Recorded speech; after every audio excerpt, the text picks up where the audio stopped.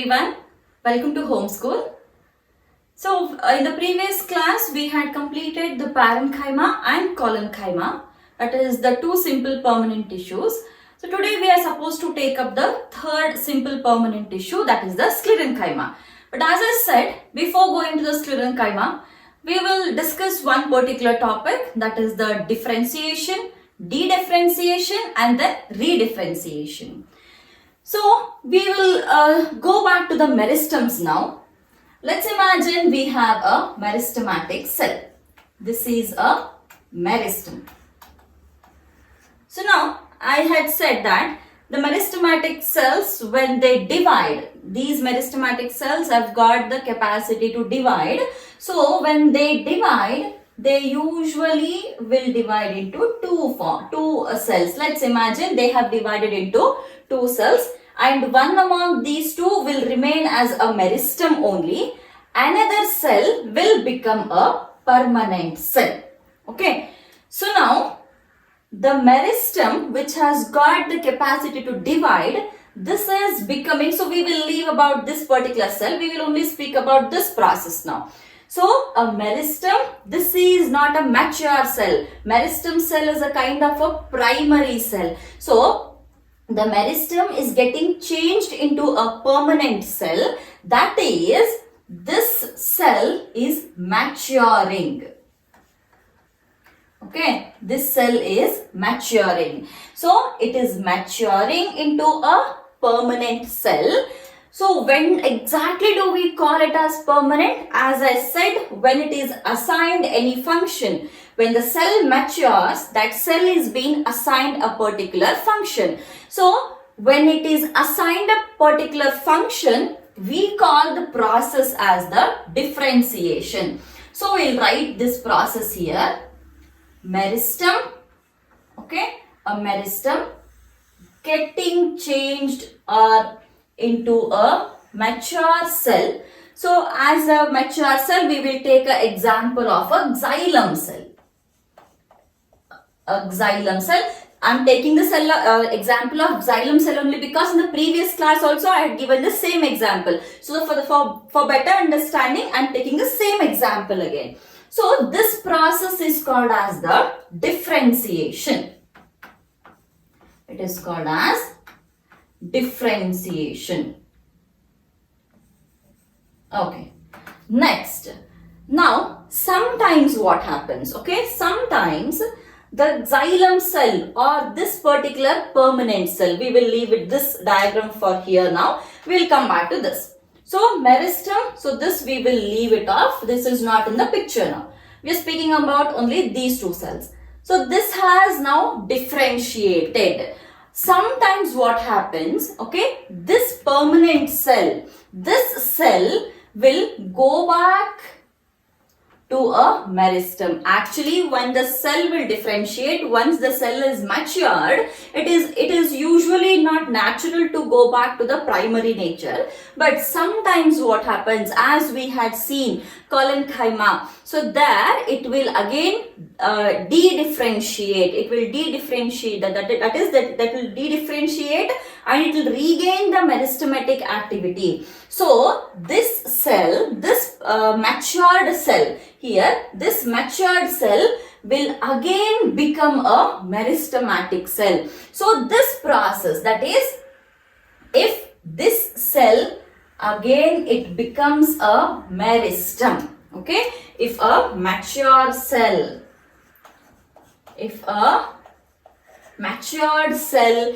if it becomes a meristem again, then that process is called as di-Differentiation. So when do we add this particular word D to any another word? So if we have some XYZ word, so what do you mean by adding the D? Adding the D is stepping one step before that. I mean, you are like subtracting one particular step from this existing XYZ. So it had actually gone further, but now it is again going back one step behind again, one step behind. So this is called as di-Differentiation. This is de-differentiation process. Okay. Now, when this matured cell has again become the meristem, that is when the de-differentiation has taken place and it has become meristem, then again that meristem will regain the activity of the division. So now M had become xylem and this xylem is again becoming the M here. Okay, so again it has got the capacity to divide. So when this will divide, okay, when this will divide, again it will form two cells. So as usual, one will be meristem only. So we will leave this meristem. That remaining another cell, this will again, this meristem which is there, this will again become the permanent cell. So previously what had happened?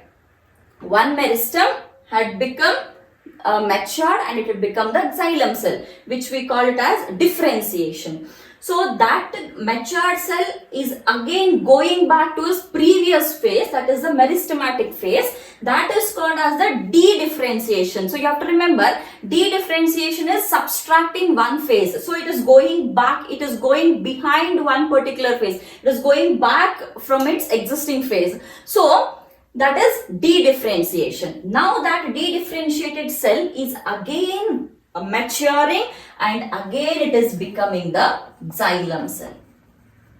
Again it is becoming the xylem cell. So this same cell, previously it had matured once, now it is in maturing for the second time. Since it is maturing for the second time, we are not calling it as differentiation here, we are calling it as re-differentiation. We are calling it as re-differentiation. So, differentiation, if it is going back again as a meristem, it is called as de-differentiation. If a de-differentiated cell is maturing, then that is called as a re-differentiation. Re-differentiation is differentiating for the second time, maturing for the second time. That is, previously also once it was been assigned a function, but again it is de-differentiated to a meristem. Now since it is getting assigned for its function for the second time, we are calling it as a re-differentiation. We very often use the word remake. What is remake? Remake is, it is already there, second time again we are doing it. Okay, previously it was there, but again we are doing it for the second time. So similarly, previously also it was differentiated, but again now after the de-differentiation it is differentiating for the second time. Hence we call it as re-differentiation. So these three terminologies are very important and many students get confused between these three terms, that is differentiation, de-differentiation and re-differentiation. So I hope I have made this clear now. So no confusion in this. Okay. So now we will move on to the third simple permanent tissue, that is the Sclerenchyma. Sclerenchyma is usually called as a dead mechanical tissue. Okay. So we will first write Sclerenchyma. So this is called as a dead mechanical tissue. So this is also mainly involved in giving the mechanical support to the plant system. Okay. So moving on to the various characteristics of the Sclerenchyma. So they are called as the dead because they are devoid of the protoplasm. So we'll write one by one. They are dead cells. They are dead cells without protoplasm. Since the protoplasm is absent, they are usually called as the dead ones. And then very important feature of the Sclerenchyma cells is they have got very highly thickened lignified walls, and as we had seen in case of the parenchyma, cellulose was the main component, and in case of the collenchyma it was cellulose, hemicellulose, and then the pectin was the very major component of that. Similarly, in case of the sclerenchyma, usually lignin is the major component of the walls of the sclerenchymatous cells. So they have highly thickened lignified walls. Highly thickened lignified walls, and they have got some pits in it. Okay, they have got, we'll write it here only continuous. So highly thickened lignified walls with pits. I'll explain what exactly is a pit and where it is present in the diagram. So we'll first write down the characteristics and then we'll move on to the diagram. Okay. So then they have very, very important point again. They have both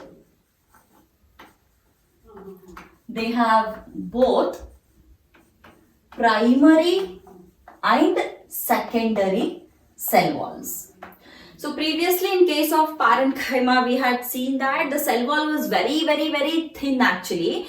And in case of collenchyma also, the cell wall was not that, we didn't study any prominent features about the cell wall actually. But whereas in case of the sclerenchyma, they have both primary and secondary cell wall, and this secondary cell wall is actually thick and made up of the lignin.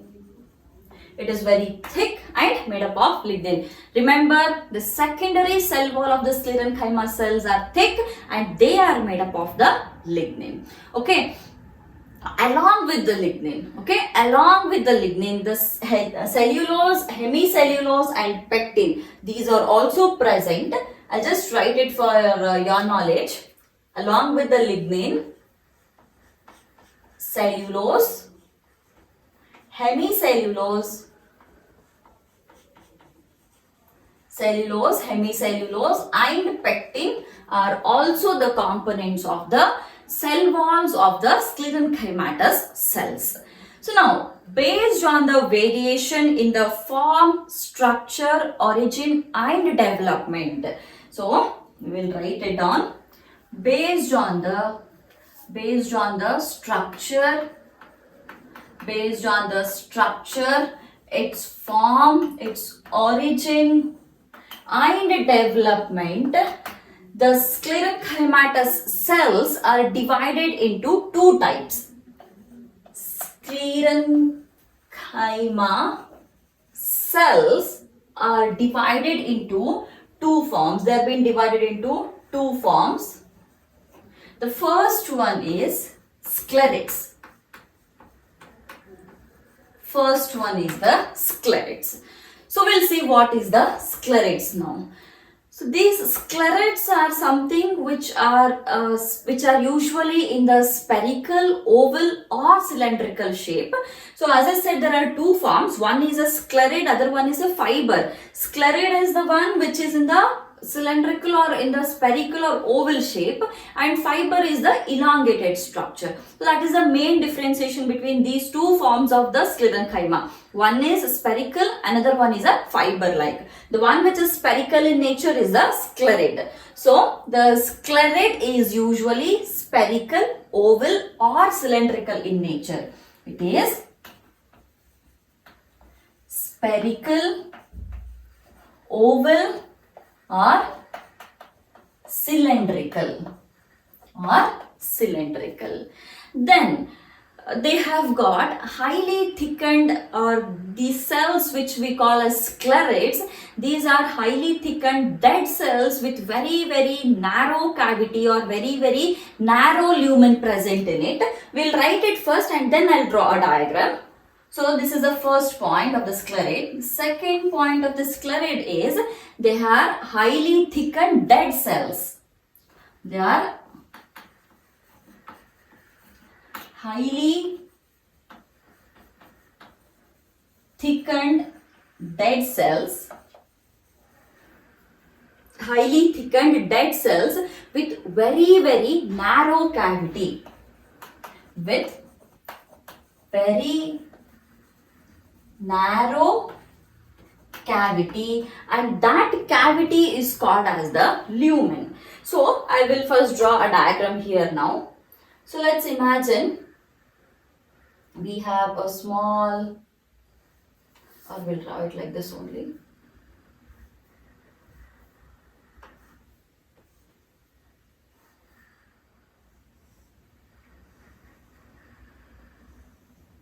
The easiest way of drawing a sclerid is this. Make an outline like this, and then you can just join one like this and then take the other one to here and then leave it. Don't join it, and then one more take directly like this. Again take one V smaller V and then take two strands like this.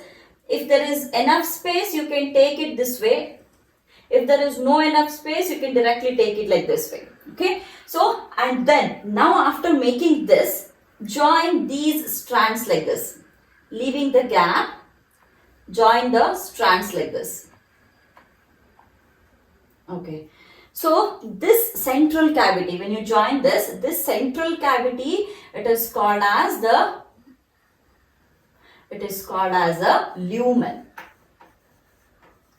This central cavity. So the highly thickened dead cells with very narrow cavity, this narrow cavity is nothing but the lumen. And as I have said, this has got the primary and the secondary cell wall. So we will write a very much thickened, very thick cell wall, and there is no gap like this.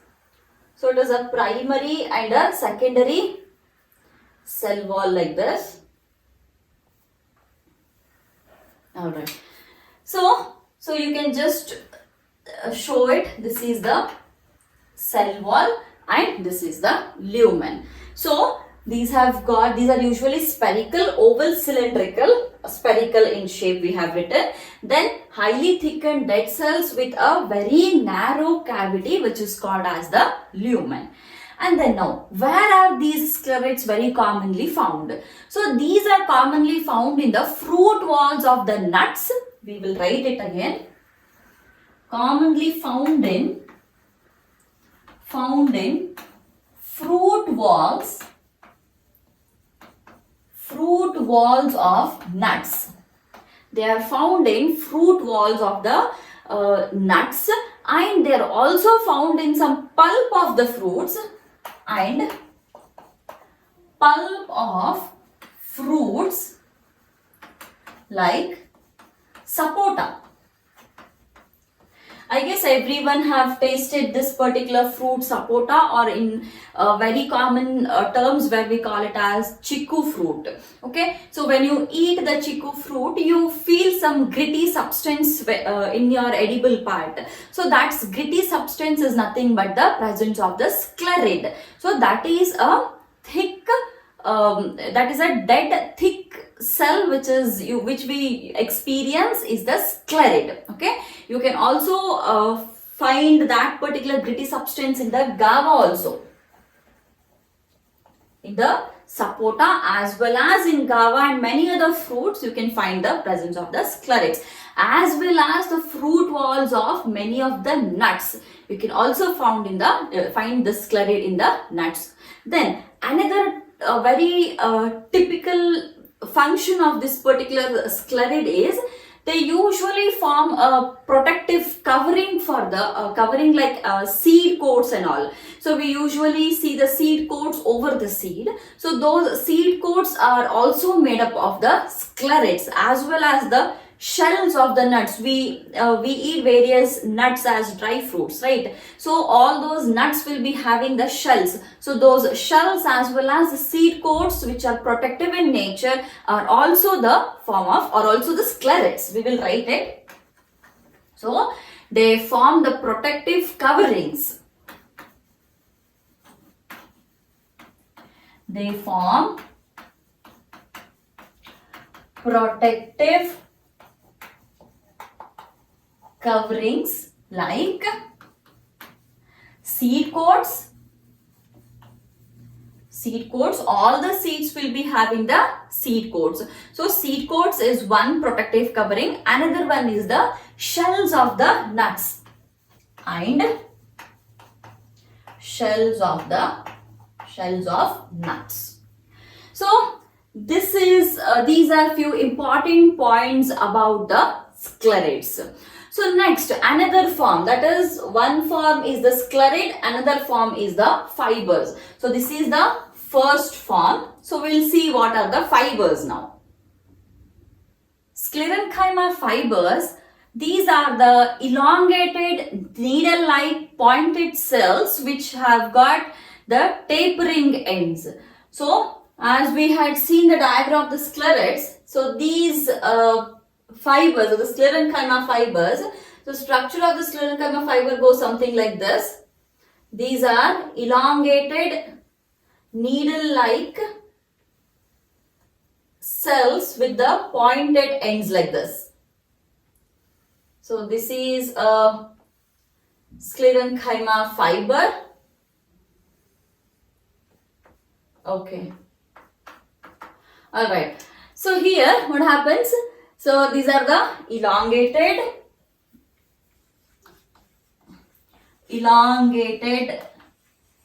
needle-like pointed cells.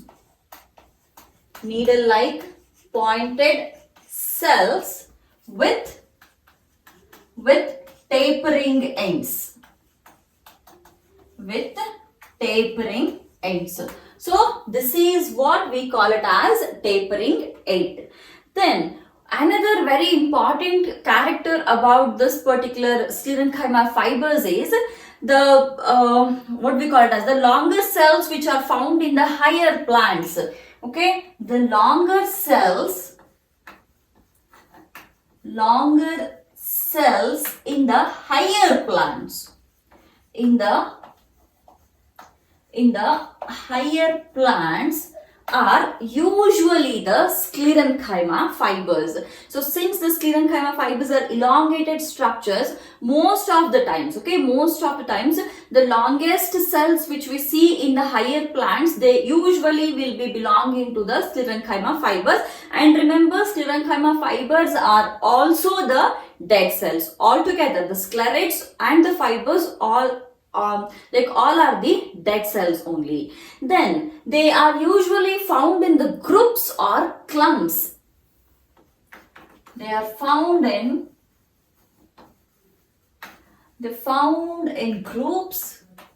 They found in groups or clumps. They found in groups or they found in the clumps.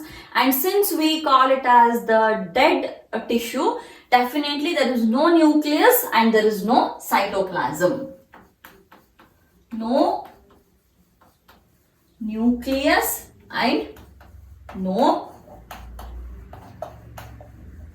cytoplasm. So there is no nucleus and there is no cytoplasm, and they are commonly found in the stems, in the wood, as well as they are also found in certain like when you see a plant, okay, when you see a plant, some plants, not all the plants, so certain leaves are also very, very thick, or certain leaves are actually very erect. So such leaves also will be having the Sclerenchyma fibers. It is rare to see some leaves with these Sclerenchyma fibers actually, but anyways, some cases they also have the Sclerenchyma fibers in their leaves. So most commonly they are found in the stems and the wood parts. They are commonly found in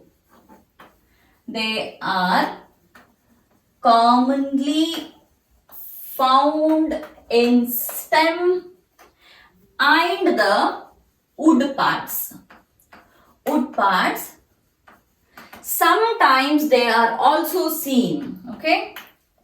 Sometimes they are also seen in certain leaves. And then As we had seen in case of the Sclereids that pits were present, even in case of the fibers also the pits are present, and these are the pits. In case of the Sclerid, so like outer part we had seen it this way, right? So this was the outer part, and then these were all joined like this. So these were all joined like this, and then we had a central lumen. So this was the lumen. So these parts, okay, these openings are called as the pits actually here. In case of the sclerid, these are the pits. In case of the fibers, these are the pits. The presence of the pits is one of the distinguishing feature of the Sclerenchyma cells. So then, another very important point which you have to mention if they ask you to write about the fibers is they are helpful in the mechanical support. They help in the mechanical support. So, as I said, usually you may not expect any question for the NEET. All that they can ask you about some bast fibers and all, which we'll see in the function part. So only that might be asked. If not, they can ask you about the presence of the lignin as well as the lumen and all.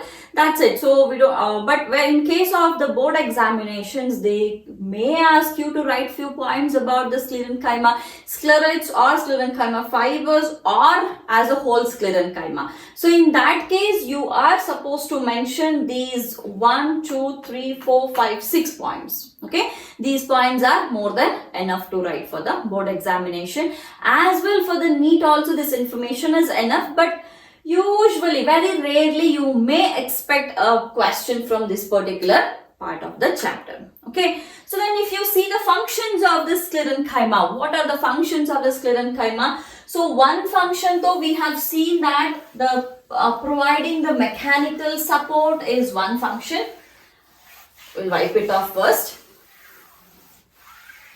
So Sclerenchyma as a whole, whether it is a sclerid or it is a fiber, irrespective of being any form of the Sclerenchyma, the mechanical support and strength is the common function. As well, when you are writing the fibers, if they ask you only about the fibers, to write only about the Sclerenchyma fibers, then you may mention one more point there, that the fibers such as the bast fibers or seed hairs, these are used as the raw materials in the textile industry. This is one very good application of the Sclerenchyma fibers. So if they ask you Sclerenchyma as a whole, then also you can write these two functions. But if they ask only for the Clarids, then it is the mechanical support, and it is also seen in some fruits that it is giving the gritty texture to the fruit like sapota or guava. So that you can write as a function in case of the Sclerid, which we had already written on the board. Now in case of the Sclerenchyma as a whole, the first one is the mechanical support. First function is the mechanical support. Mechanical support is the first function. Second one is fibers such as bast fibers, such as bast fibers, seed hairs. So these are all used as the raw materials for the textile industries. Are used as raw materials for textile industry.